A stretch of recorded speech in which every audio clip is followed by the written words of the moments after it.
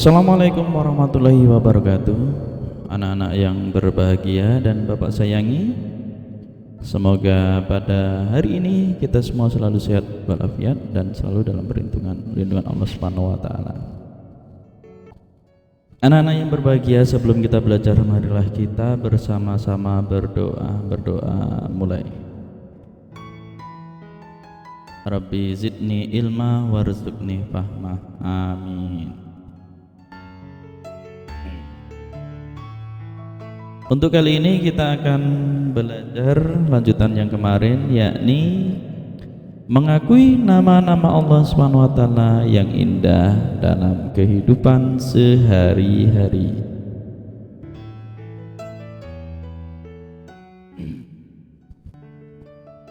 Nah, anak-anak, apakah kalian sudah memahami makna nama indah Allah Subhanahu wa taala? Al-Asma Al-Husna, yaitu As-Samad, Al-Muqtadir, Al-Muqaddim, dan Al-Baqi. Sebelumnya kita bahas. Jika sudah memahaminya, marilah kita tunjukkan perilaku baik yang diajarkan Allah Subhanahu wa taala melalui sifat-sifatnya dalam kehidupan sehari-hari. Mengubah perilaku menjadi lebih baik memang tidak mudah.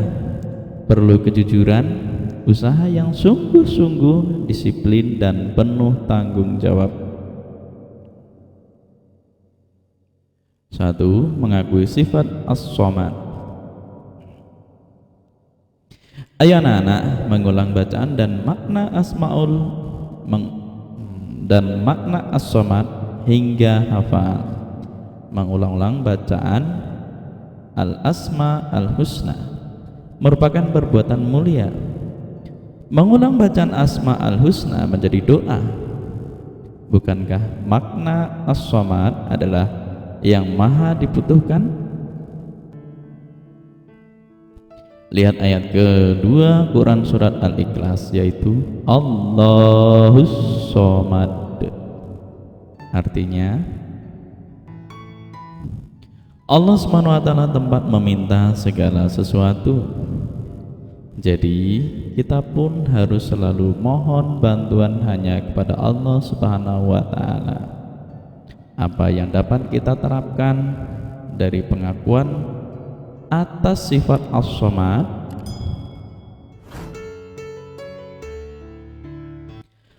Sifat As-Samad antara lain sebagai berikut. A. Menjadikan Allah Subhanahu wa taala sebagai tempat meminta yang utama dalam semua keinginan kita yang baik. B.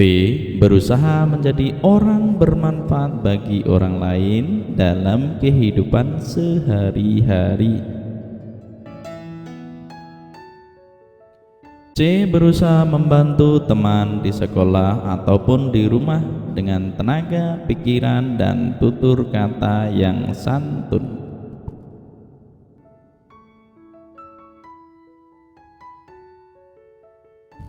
Dua. Mengakui sifat Al-Muqtadir.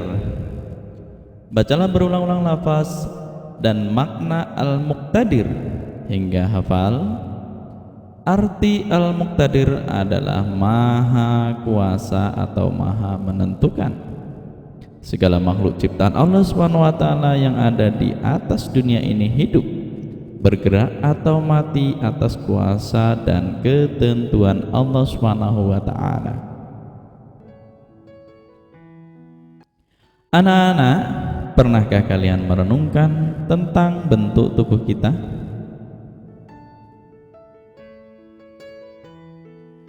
Kita bernapas dan sangat membutuhkan udara. Andai kata kamu tidak diberi Allah Subhanahu wa taala udara untuk bernapas, tentunya kamu akan sesak napas seperti ikan yang diletakkan di atas tanah dan tidak diberi air. Juga gunung-gunung api meletus mengeluarkan material yang banyak sehingga merusak rumah-rumah di sekitarnya. Bahkan bisa menelan korban jiwa. Dan masih banyak lagi bencana alam yang menelan korban.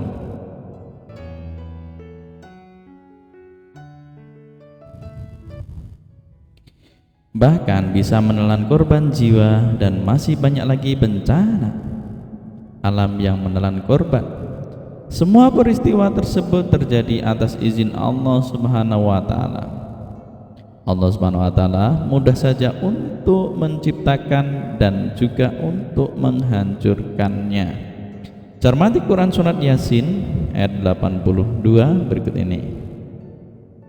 Innama amruhu idza arada syai'an ay yaqula lahu kun fayakun.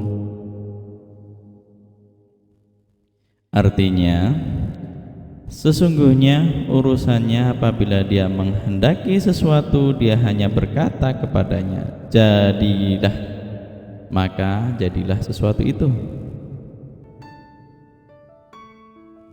Ayat di atas mengisyaratkan bahwa Allah Subhanahu wa taala Maha Kuasa atas semua makhluk ciptaannya.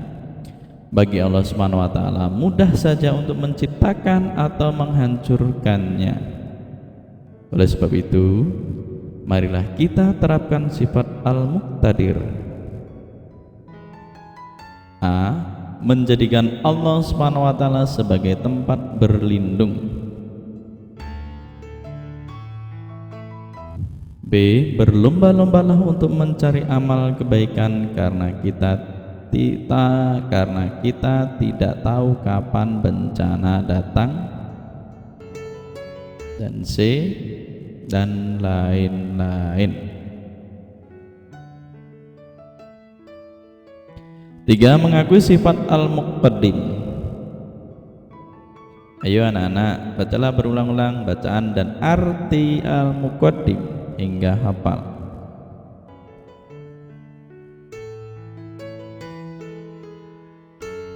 Pahamilah makna Al-Muqaddim, yaitu Allah yang maha mendahului. Allah Subhanahu wa taala yang harus kita sembah dan lidah kita selalu menyebut namanya. Anak-anak, marilah kita mengakui sifat Al-Muqaddim. A. Dalam berbuat kebaikan hendaknya kita lebih dulu berbuat. B. Mengerjakan sesuatu yang bermanfaat untuk masa depan dan jangan mengerjakan perbuatan yang sia-sia dan merugikan orang lain. C. Jangan menunda-nunda pekerjaan, terutama belajar. D. Mendahulukan kepentingan umum daripada kepentingan diri sendiri. 4. Mengakui sifat Al-Baqi.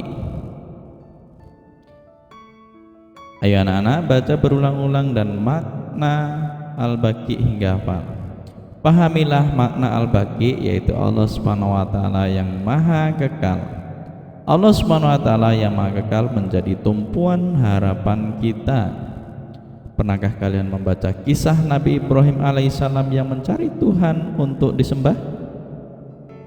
Nabi Ibrahim alaihissalam pernah menganggap bulan sangat kekal, dapat menyinari kegelapan malam. Tetapi ketika siang tiba, sinar bulan lenyap. Kemudian Nabi Ibrahim alaihissalam menganggap matahari sangat kekal dengan sinarnya yang panas. Tetapi ketika malam tiba, sinar yang menyengat lenyap. Bulan dan matahari tak pantas untuk disembah. Demikianlah perjalanan Nabi Ibrahim alaihissalam menuju pengakuan kepada Allah Subhanahu wa taala yang maha kekal. Setiap ciptaan Allah Subhanahu wa taala akan hancur atau tidak abadi. Hanya Allah Subhanahu wa taala yang kekal abadi. Allah Subhanahu wa taala yang maha kekal itulah yang harus kita sembah dan lidah kita selalu bertasbih kepadanya. Pernahkah kalian melihat rumah atau bangunan kantor atau pasar terbakar? atau banjir datang menenggelamkan rumah sehingga banyak harta benda yang hanyut atau terendam banjir. Berarti segala harta benda kemewahan di atas dunia ini tidak kekal, karena hidup kekal hanya di akhirat. Berikut contoh ketidakkekalan manusia. Ketahuilah bahwa masa kanak-kanak tidak kekal. Suatu saat kita pasti menjadi tua, renta, dan mati. B.